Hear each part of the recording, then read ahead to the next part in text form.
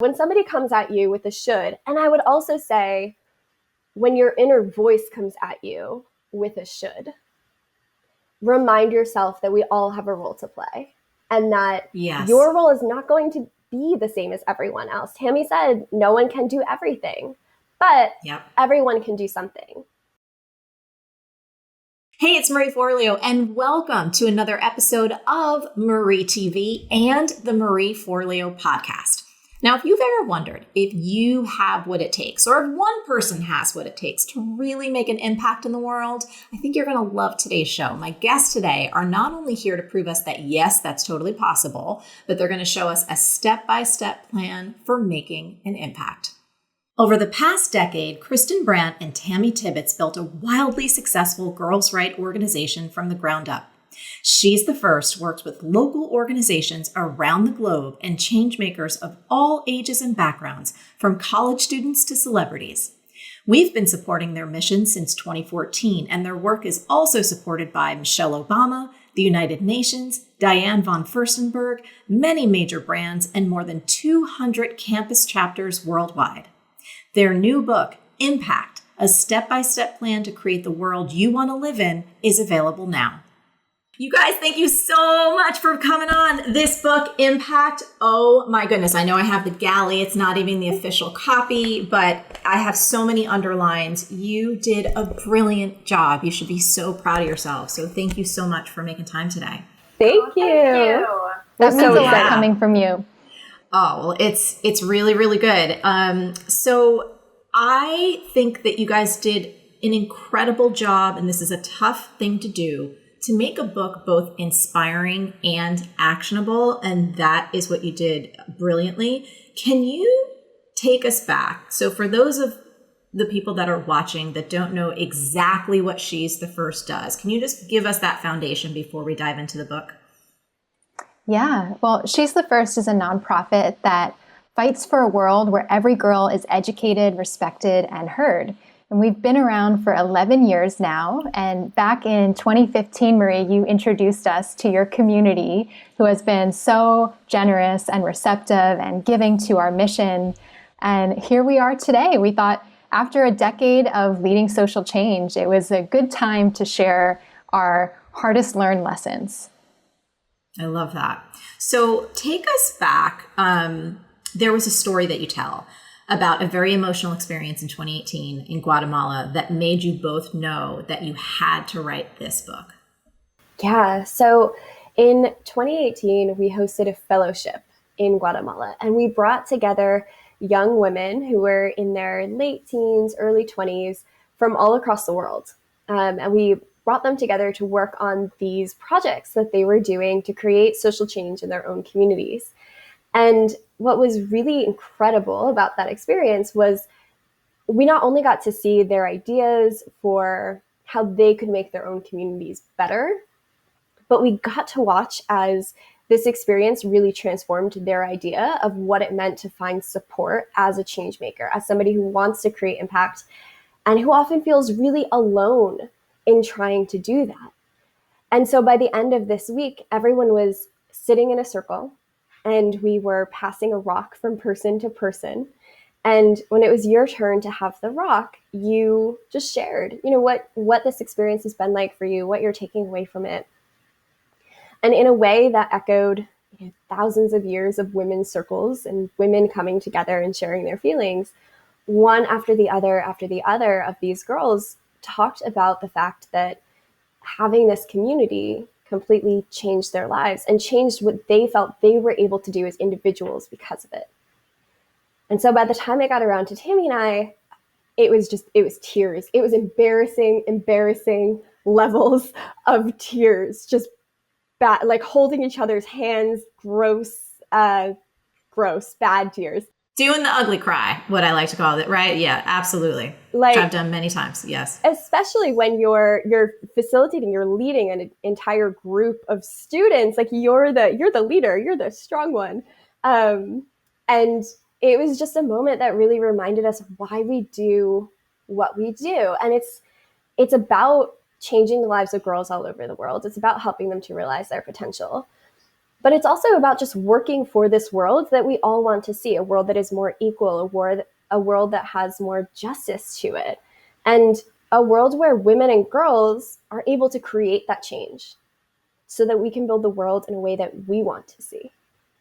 And that's where really this book started.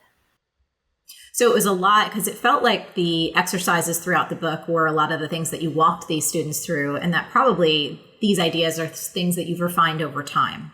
And what I love about it is, such a big part of our message and my work over the past 20 years has been doing my best to inspire people to say, hey, you can use your gifts to make a difference in this world. It's going to look different for everyone. But what I love about this particular book is it's a blueprint. Let's talk now about some of the biggest stuck points that people run into. And I've heard these so many times when they start to think about individually, well, how can I make a difference in this world? How can I make an impact? What is the thing that I should get behind? And I particularly hear this from a lot of entrepreneurs. When we talk about in B school, wanting to have a business that doesn't just make money, but make a difference, whether you are a for-profit or a not-for-profit business, still having that purpose-driven element for me has been a huge driver for my entire career. You have these listed and we can kind of talk about them as much as we want. So a lot of folks, they don't know where to start, right? They have no idea. They just have this impulse that they want to do something and they want to be a part of positive change, but they're like, how the heck do I do that? I mean, I was certainly in that position because I didn't necessarily come from a family or an upbringing where there was a lot of talk about that. It was kind of more focused initially on survival, which, that again, some of us, that's kind of our upbringing, and that's completely fine. Wherever we enter the picture is perfect. Some people thinking that their efforts might be insignificant or not really going to make a difference because we're one person. They're not sure it's the right time for them. Again, that might be like, oh my goodness, I am just out of high school. I am still in college, or I just went through this huge life transition. I just had a baby or a divorce or some kind of loss. I don't know if it's even the right time, if I have the bandwidth to dive into anything else besides making sure I'm okay. And then what you alluded to, Christen, which was about feeling alone and deciding where to contribute. Do you guys see this in not only your students, but have you seen this in colleagues and friends too? Oh, yeah, absolutely. And Marie, you end all of your episodes saying the world needs that special gift that only you have. And we believe that 100%. It's why we wrote the book. And because people then ask, well, how do I give it? There are countless opportunities of ways that you could be involved because there are infinite needs in the world.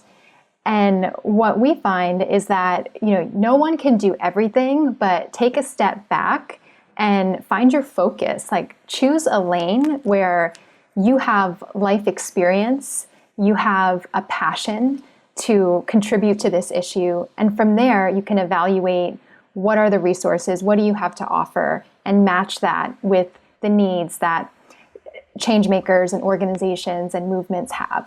We wanted to give people permission to realize you don't have to do everything. And actually, you should be saying no in order to be an effective change maker. So with that in mind, here's how you can make the most of your resources, because they are limited and you have to decide. While you can and arguably should care about many things in the world, you can't put your resources behind them all.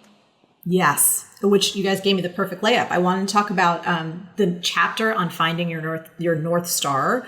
Fantastic. It's probably one of the best analogies and explanations of how to unpack this. As a multi-passionate entrepreneur, I definitely, and even still to this day, like I was getting so inspired. That's why I have so many underlines here.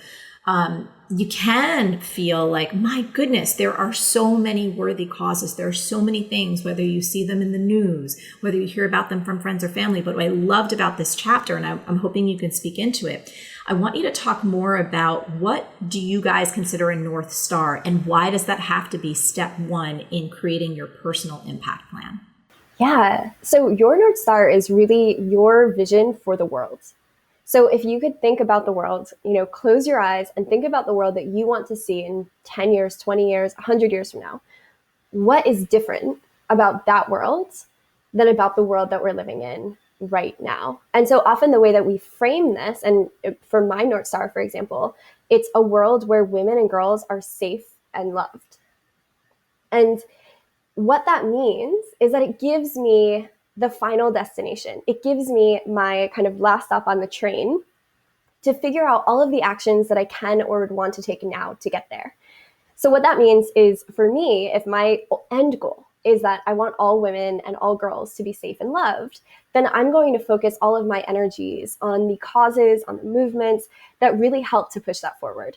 And I'll recognize that that's, of course, intersectional. And so, causes like Black Lives Matter or even climate change, these are things that feed into that in different ways. But it allows me just to focus my energy. It gives me the end goal so that all of my steps in between make more sense. I feel more focused. I feel less scattered, and I know where to go.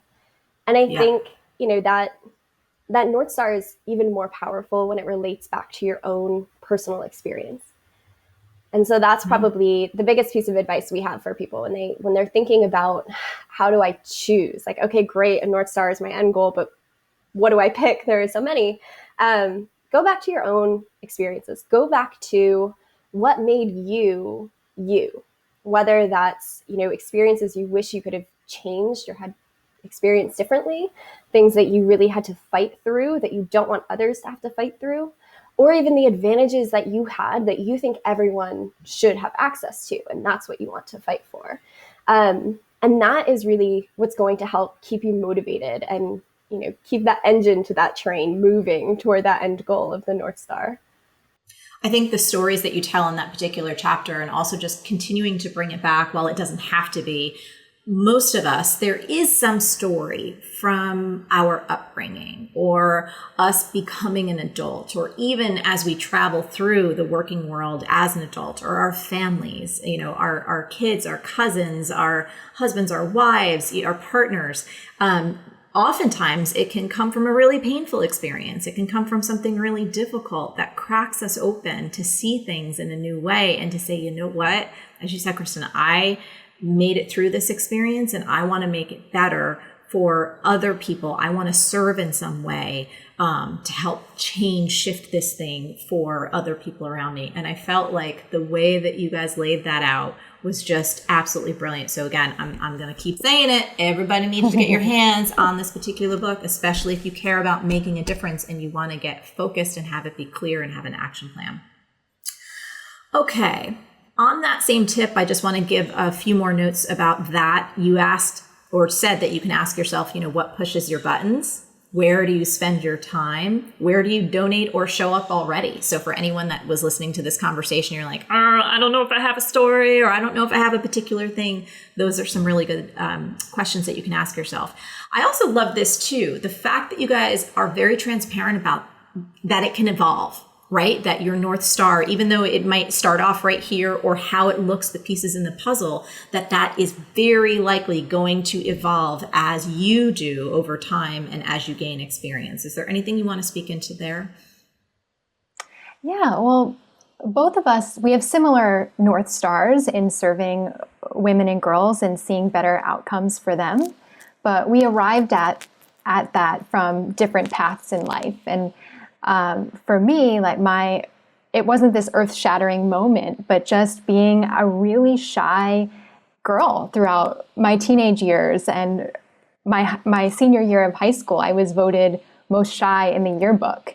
And that was such a wake-up call for me to realize I was about to go off to college and be the first in my family to do so. I was experiencing my rights to education, and it would be a waste to not use my voice. So that kind of set me off on my journey of pursuing journalism, but then, it comes full circle with She's the First.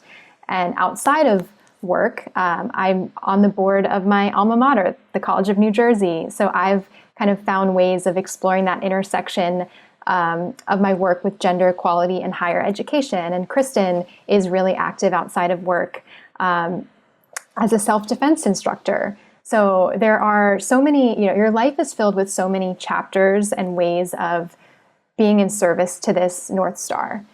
And if you're someone who 2020 just pulled the rug out from under you and you find yourself struggling just to keep your own cup full, we also want to acknowledge that that's part of the plan too. Getting yourself to a point in your life where you can support yourself and your family is necessary in order to then look beyond into your community and to the rest of the world.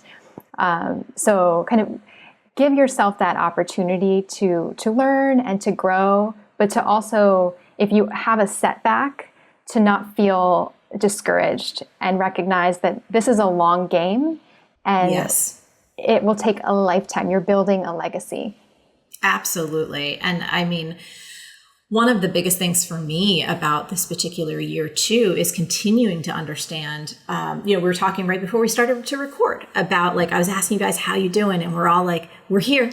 You know what I mean? Like, we're here. We have so many big, important issues that we're all grappling with and looking at and diving into and saying, how can we help? And those are not easy. And I love that you underscored that point, because it's not about doing everything at once. We don't have to do it perfectly, and we have to pace ourselves. And that's going to look different, not only in the different seasons and stages of our life, but the seasons and stages of the world. And taking a rest for a moment to be introspective and to reassess, that is a part of the journey. So thank you for sharing that.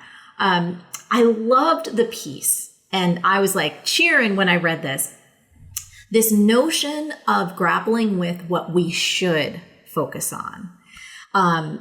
Should you focus on X, Y, or Z because everyone says this is what you should do, or focusing on what actually lights you up? And I think this happens both from an internal perspective, our own ideas of what we should be making an impact on, and an external perspective in terms of what people say to us when we start to tell them about the thing that we're passionate about making an impact.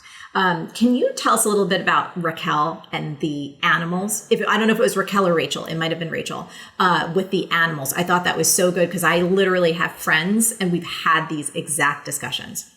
Yeah, one of the young women we were advising on her impact plan, she was a huge animal lover. Like, she is someone who is always fostering dogs. If she sees a stray cat on the street, she's going to be rescuing it. And it's really where her heart is. And as she was deciding where to put her time and her resources, she felt guilty that she would be spending it on animals when people were constantly reminding her how much human suffering there is in the world. And what we told her is that, everyone has their something. And if animals are what light you up, you can put the majority of your focus into that. It's a false like a dichotomy. False choice. To say, you have to support animals or humans. You have to support your own community or somewhere else around the world. You can do both.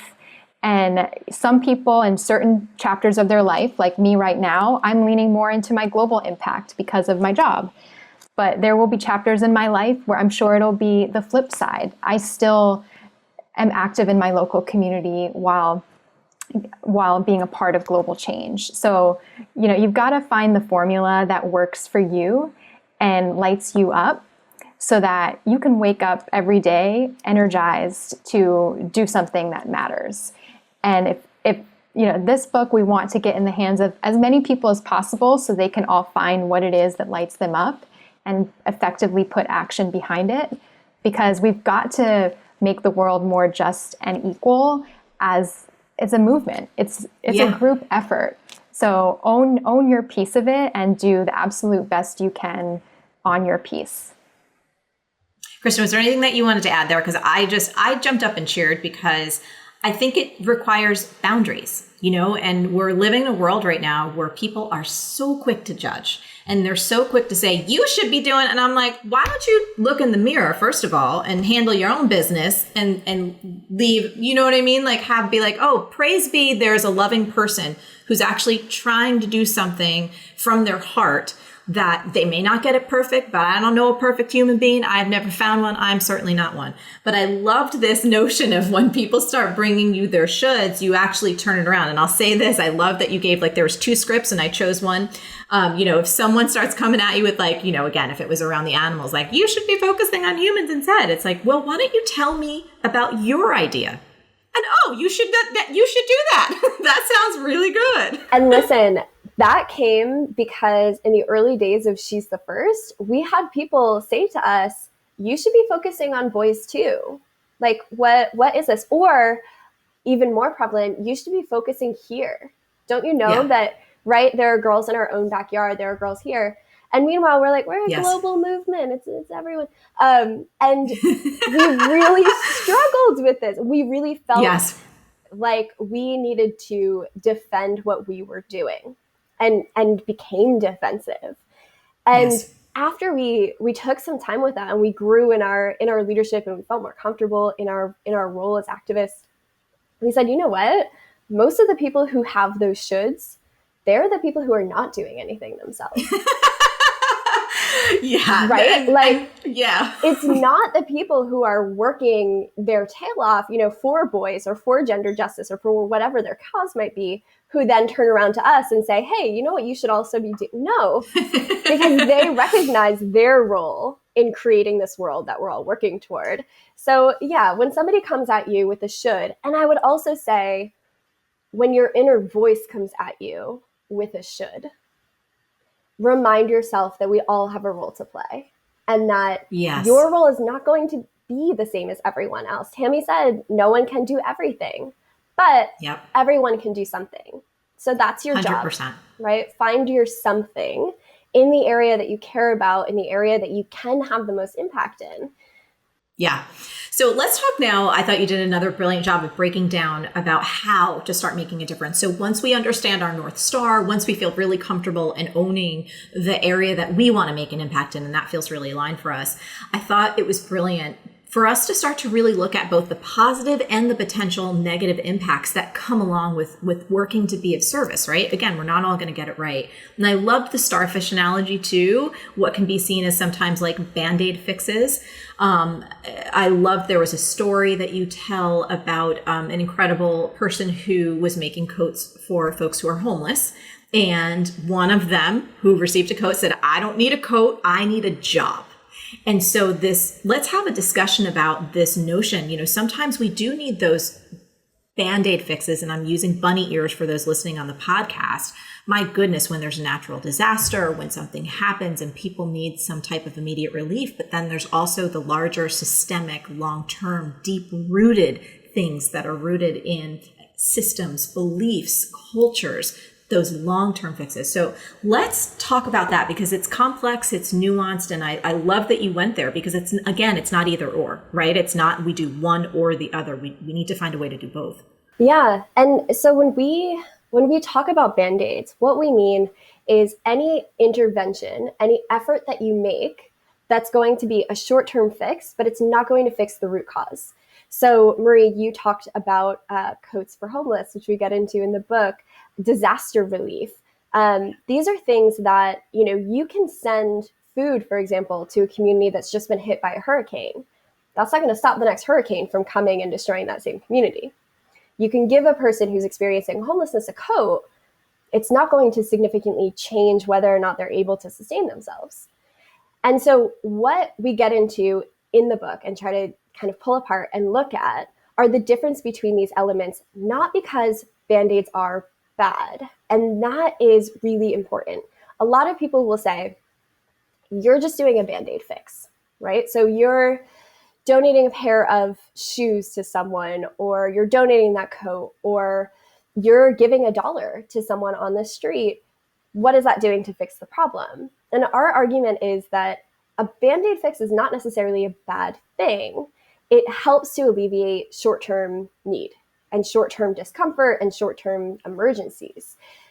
But in order to really create that world that we all are working toward, we need to look deeper. So whenever you're thinking about one of these interventions or a cause that you want to work with or a volunteering opportunity, what we'd encourage you to do is to think about, why does this need exist? Why do I need to go and build a house? Why do I need to donate so many shoes? Why are these clothes bins for used clothes so overstuffed all of the time? Think about what the root causes to some of those issues are. And as you're working toward your North Star, try and do both. Include those Band-Aids because, number one, Band-Aids are a lot easier, frankly, right? They're working at a soup kitchen, they're donating, they're, these pieces that are going to let you get your own hit of dopamine for doing good. You're going to help someone in the short term, but then look at the root cause to figure out, okay, now what can I do on a longer time frame to help create impact in this area? So for me, with, all girls are safe and loved, that's my North Star. I'm looking at how do we change the systems, right? How do we advocate for a world where girls are seen as equal? How do we work back and push back against the patriarchy? What does that look like? And so for me, that's a lot of things like my advocacy work, which she's the first, writing this book, even just donating to causes that I know are working to change laws even. So you can think about the work that you're doing and your own impact plan as your short-term band-aids that you're working on to alleviate pain now and to make the world a little bit better today, as well as the things that you can do to help create a better world in the long term where those problems don't even exist. Tammy, anything that you wanted to add on to that? Not that it I would just say, if you don't know the answer to that question, what is the long-term solution? Don't sweat it, because there are so many nonprofits and community organizers, and you can listen to podcasts, Google it. There are changemakers out there who are ready and willing to guide you. You just have to pause and be willing to listen and think of yourself as a lifelong student of impact. I mean, I certainly do, even though now I'm an author and we have an expertise. This isn't I wouldn't call this a beginner's guide to making a difference, because it's the basic tools that even those of us who've been leading social change professionally revisit every time we're in the face of a new challenge or a new opportunity that we want to be a part of.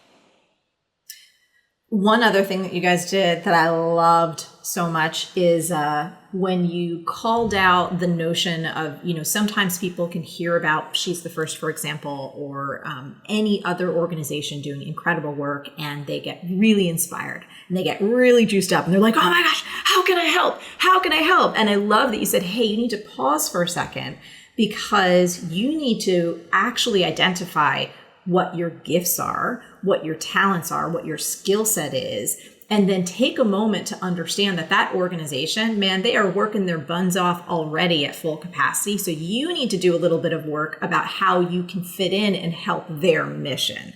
And I was like, oh my goodness, thank you so much for saying that, because I think not only is it true in the world of impact, I think it's also true in the world of most business and organizations.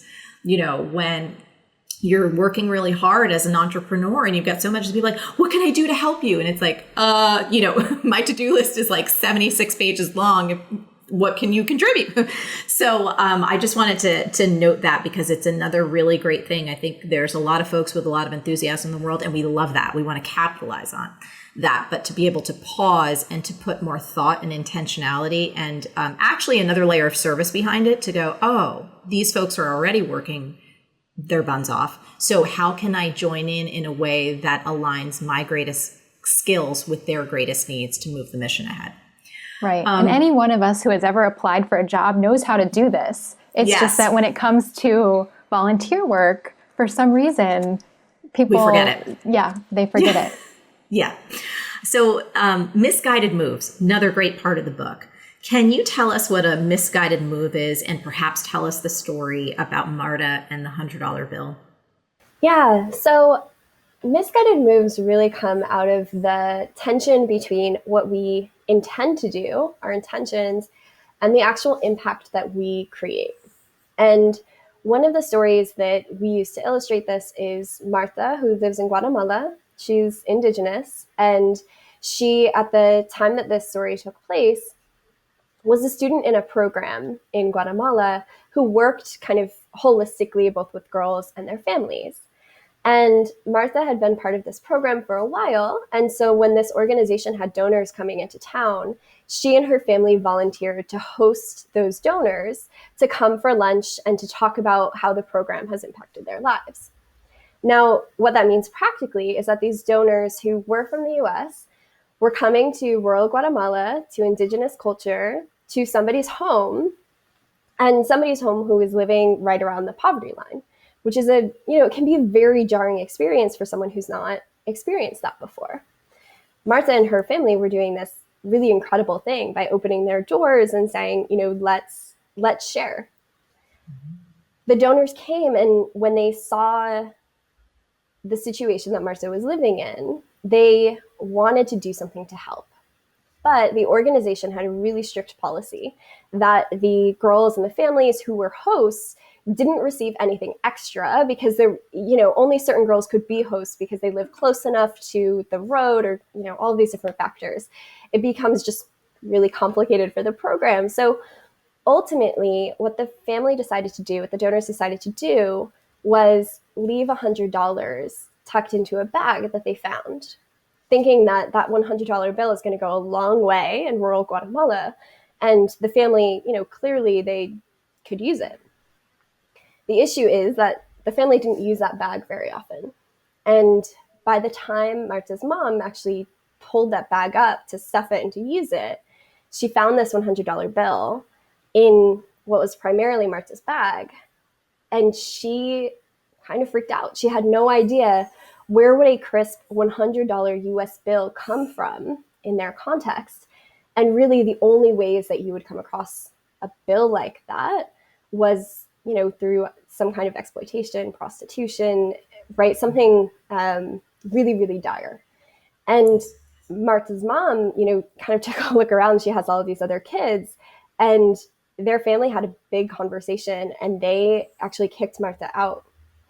And so the organization had to work with Marta to figure out kind of what happened, what went on. And now, meanwhile, that couple in the US had no idea that this was the impact of their $100 bills, that they meant to do so much good. Yeah. So this is it's a long story, but I think it helps to illustrate that even when we have the best of intentions, we need to be really careful about looking to the experts, organizations or movement leaders who are doing the work, as well as the people who are impacted the most.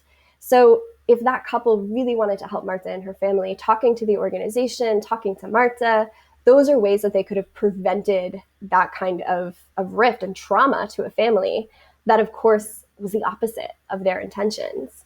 Yep. I loved how you illustrate not only that story, but several others. And, all of us in our lives, whether it is in the domain of wanting to make an impact or just living, we're all going to have misguided moves, right? Like, this is a part of being human. But one of the most useful pieces I think about the book in that regard is that it can help all of us, again, pause for a moment and start to imagine into a more empathetic, compassionate relationship with everyone. Yes. Just like when we spoke before about, oh my goodness, we're so inspired. How can I help? How can I help? Tammy and Christen, I'm all of a sudden, all my energy, I'm like putting this extra burden on you. And you're like, wait, hold up, girl. Like, and so I don't even know you. Yes. And so on this level as well, it's like, oh, what a wonderful way to say, let me take a moment and really think and ask questions and be inquisitive and be really humble and respectful and partnering with people, and also having the courage and the bravery to be able to say something or ask a question and know that, again, it might be a misguided move. I think perhaps so much of it can come down to, while intention versus impact, right? That's certainly a conversation that many of us have been having and hopefully will continue to have, especially this year. I think that we also can't be afraid to approach things with an open heart and with good intention, and to know that it even might be received in not so good of a way, and that's okay. That doesn't make you a bad person. Yeah, because most of us are not going to be in a Marta situation. Yeah. Most of our misguided moves are that we say the wrong thing, or we misstep in trying to be good allies. We're gonna mess up because we are constantly learning, and asking those questions ahead of time. And just as you said, Marie, being open to that feedback is such an important part of being a student of impact. Yeah. And a student of life, right? Yeah. And when you hold the power or the privilege in that situation, it's important that you're the one initiating and asking, how can I support you better? How can I be more effective? Because as Christen said, especially in the nonprofit world, you're likely to not hear from an organization if you've done something wrong because they need your money to survive. And they might not feel comfortable telling you and risking that relationship. So if you can be proactive and ask how you can do better, they guarantee it, they will love to share their thoughts. You shared something in the book, an insight from Rachel Naomi Remen about understanding the difference between helping, fixing, and serving. Can you speak a little bit more into that? Yeah, well, those verbs, they're not synonymous. They have different connotations. And her point is that we should think about how can we serve others. And when we look to help or to fix, we're positioning ourselves as having the answers and could be the saviors. And in order to truly create change, we need to partner with communities and recognize their own capacity to solve the problems. So that has just defined the way we approach our work at She's the First. And in all aspects of our life, I think regardless of the issue area that you're focusing on, that's the kind of mentality that you could bring into your work so that you are positioning yourself as equal partners with those who, again, might not have the same power and privilege as you do, and it will make you aware of how can you shift more of your own power in their direction. I underlined in the book, like, helping, you see life as weak; fixing, you see life as broken; and serving, you see life as whole. And I think this might be Rachel, or you guys, please feel free to correct me. Fixing and helping create a distance between people, but we cannot serve at a distance. We can only serve that to which we are profoundly connected. Yeah, and I think it goes back to that idea that your North Star, your impact, the closer this relates to your own experience, the closer this relates to your own life, the easier that is. And even if you're not someone who traditionally has a lot of power or privilege in the way that our society is set up, your impact is still going to benefit from connecting with and talking to others who are part of that same movement, who are working toward those same things. Bringing in other voices is, not just about getting it right, but it's also about building that community. It's about understanding the layers and the context and the fabric of what makes your North Star so important to achieve and the ways that you can get there. Tell me about 2020 for both of you in terms of She's the First too. I mean, impact plans by their very nature, they're not set in stone and they're going to evolve as you do. So I'm curious if there were any lessons or any insights or any ahas that this year of recalibration has shown to you both as it relates to whether it's your personal lives or even She's the First. Yeah, I would say, well, on a personal level, it's been a masterclass in resilience. We wrote this book pre-pandemic, but we were in the process of editing and revising it during COVID. And it just, fortunately, we came back to what we wrote and we were like, this still holds up. Like, this is true, even in the toughest year, arguably, that many of us have faced. And in our work, it's been really, really challenging because it's just affirmed how in moments of crisis, girls are not prioritized. And with schools shut down around the world, girls have not only lost their access to education, but also their safe spaces. So we've been, fighting to just hold on to this progress that has been made over the past decade, and also optimistic because we've seen that when we put resources into women-led grassroots girl organizations, they are able to help girls thrive.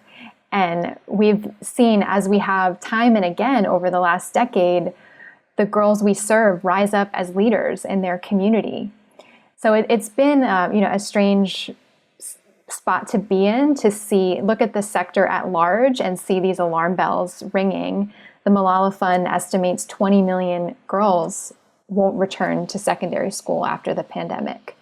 But at the same time, because we are funding solutions through our local partners, we've also been filled with the hope of what could be if more attention is given to girls.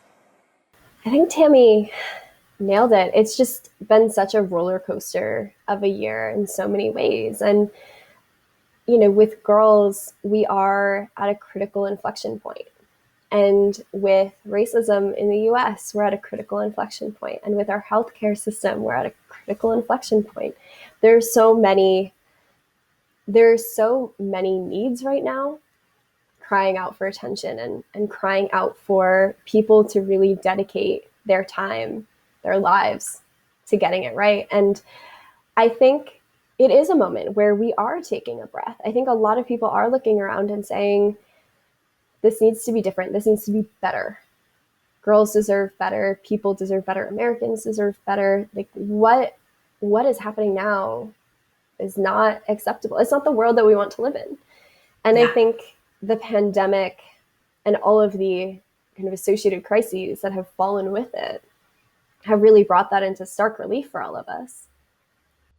I think that is why the timing could actually not be more perfect, for a book like Impact, because for me, I know anytime that there are challenges, everything is figure outable, right? I got it right back there. And I live that phrase every single day. And part of the way that we figure things out is we talk, we connect, and we learn. And I think that your book is one of the best places for anyone to go, again, whether you're new on this journey or you have been making an impact in a particular way and you're like, I want to reset the table. I want to re-examine what I've been doing, where I've been, and where I might go. It really gives us a loving and practical blueprint to creating that world that we most want to live in. Is there anything else we want to share before we wrap up today?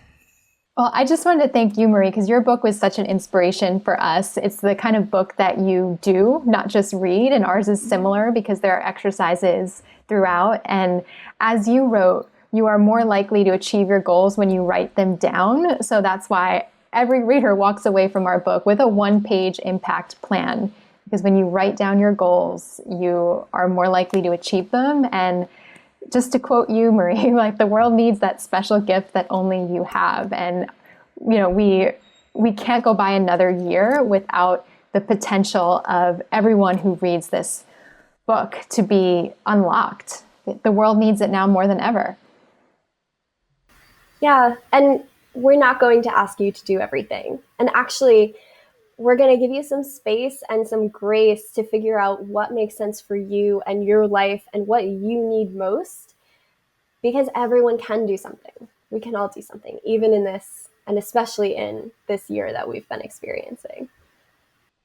Thank you both. Thank you so much for all of your incredible work and your dedication and your learning and your sharing. We will continue to champion both of you. And of course, She's the First and all of the girls and hopefully the women that it impacts around the world. So thank you guys. Thanks for making the time today. Great work. Thank you, Marie. Thanks. And now we would love to hear from you. So I really adored that conversation and I'm curious, what's the biggest insight or aha or action step that you are taking away from this conversation? And tell me about your plans to activate it in the comments below. Now, as always, the best conversations happen over at the wonderful land of marieforleo.com. So head on over there and leave a comment now.